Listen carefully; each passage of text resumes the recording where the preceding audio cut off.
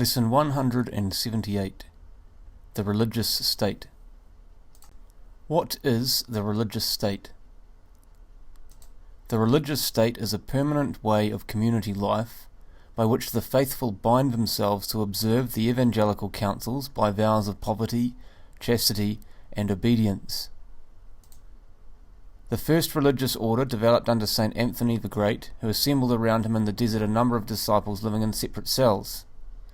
In the year 348 AD, St. Patricius gathered the anchorites under a common roof and gave them a fixed rule. This was done on an island near the mouth of the Nile River in Egypt. From there the monastic life spread to Palestine and Syria, and thence to Asia Minor. In the 5th and 6th centuries the monastic life was propagated in the West by St. Martin of Tours and St. Benedict. The religious state is called the state of perfection because those who embrace it have the obligation, through faithfulness to their vows, of aiming at evangelical perfection. Those who are in the state of perfection are not necessarily all perfect, but they are expected to aim at perfection. Many people in the world are actually more holy than some in the religious state.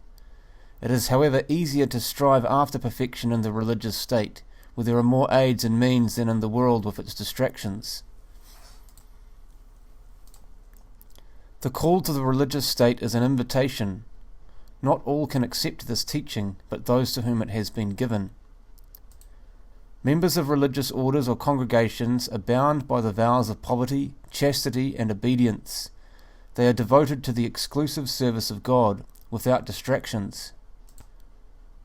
Who may be admitted into the religious state?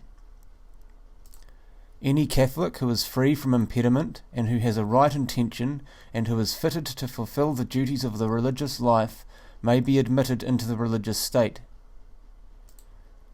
The principal impediments to admission to the religious state are an existing marriage, lack of age, being less than 15 years of age, debts that must be paid, parents who need one's support. The mere opposition of parents who do not need one to support them is not an obstacle. Many saints had to meet parental objections firmly before they could join religious orders. If one has a firm desire and resolution to enter a religious community out of good motive, to serve God better, he or she has the right intention for the religious state. One who may intend to join a religious congregation in the hope of obtaining honours or of having an easy life has not the right intention. Among the things needed to fulfill the duties of a religious life are virtue, sufficient health, and adequate education for the work of the particular congregation to be joined. In general, the qualifications for a vocation are a good will, good health, and good sense. What steps should be taken in embracing the religious state? Before any definite decision is made, a competent spiritual director should be consulted regarding both spiritual and practical matters. One need not be strongly attracted to the religious state before deciding to embrace it. Feelings generally have nothing to do with the matter. What is most needed is will. Feelings pass, but day after day one needs a strong will to remain faithful to the vows taken in a religious congregation. One should apply for admission into the religious community chosen. If one is refused and has to return home, he or she should not feel disgraced. The novitiate is precisely a trial to find out one's qualifications. Those who are sent out should recognize the trial as permitted by God and offer it up to Him. It is the practice of many religious congregations to refuse candidates who have been novices or even postulants in other congregations. Once accepted and permitted to take the vows, all one has to do is to persevere, to live according to the vows, and try day to day to attain to the highest perfection.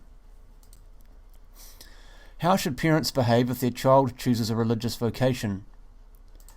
Parents should give special praise and thanksgiving to God for the blessing if their child chooses a religious vocation. Mrs. Colonel Vaughan, an English mother, prayed every day that all her children might become priests and nuns. In time, of her 8 sons, one became a cardinal, a second an archbishop, another a bishop, and 3 priests. All of her 5 daughters became sisters. As no one should be forced, so no one should be prevented from becoming either a priest, brother, or sister. It is a sin for parents to oppose or prevent their child's religious vocation. Our Lord promised, "Everyone who has left house, or brothers, or sisters, or father, or mother, or wife, or children, or lands, for my name's sake, shall receive 100-fold, and shall possess life everlasting." It is a great honour for a family to have even one of its members dedicated to the special service of God, as a priest, a brother, or a nun. Our Lord said, "If anyone comes to me and does not hate his father and mother, and wife and children, and brothers and sisters, yes, and even his own life, he cannot be my disciple." By this, hate does not mean to break God's commandment of love. It means only to give up for God's sake, to detach oneself from what is good, in order to be fully attached to the one infinitely perfect good, God.